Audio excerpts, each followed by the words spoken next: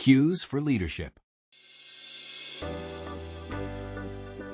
Welcome to another episode of Behavioral Echoes.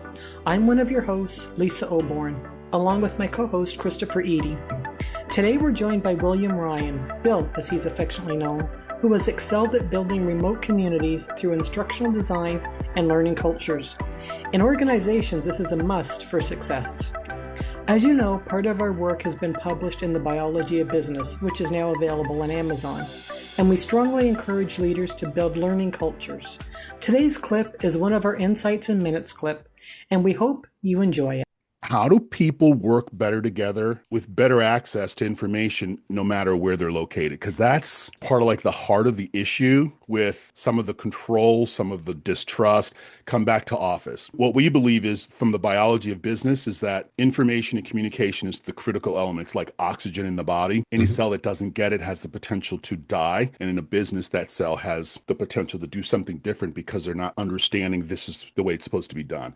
So how do people work better together where everybody's getting information no matter where they're located? Well, I'll put it in the context of having been a member of distributed teams most of my career, interestingly enough, and led remote and hybrid teams. What I found out really, it boils down to two things. One is there's a shared purpose. We have to have a reason. I don't want to work with you just because you're on my Zoom. And the same is true. I don't necessarily want to work with you if you're in the cube next to me. Unless I have purpose. First of all, you have to have purpose and accepted and understood, and that's got to be communicated early and often. And that takes us to the second part, is I call it intentional leadership. And I think in the remote and the hybrid space, it's something that really has to take the priority as leader, is that you must be intentional. The drop-bys that you do on a floor, walking by, management by walking around. You could still manage by walking around by Zoom, by instant messages, by Teams. One thing about Teams that is a good thing is because it's become this kind of central repository of information. It also allows a very instantaneous kind of connection that allows that kind of drop in. So in the day, I'll drop the clue. We used to use instant messaging. And so I actually made it a point. I had a card and I used my calendar and I would schedule myself to reach out to people on my remote teams, because if I didn't remind myself, I get busy too.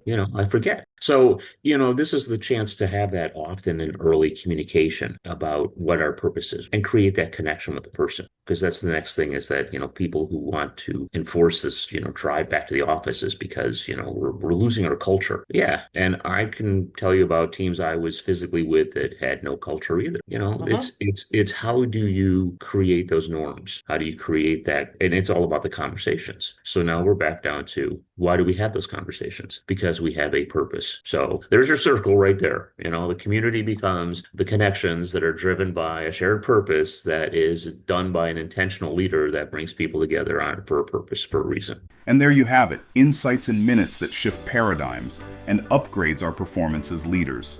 Thank you to William J. Ryan for joining us on Behavioral Echoes, a true thought leader excelling in instructional design and learning cultures in every working location.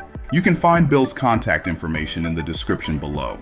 And thank you to our listeners and viewers, and on Lisa's behalf, be well, and until next time, bye for now.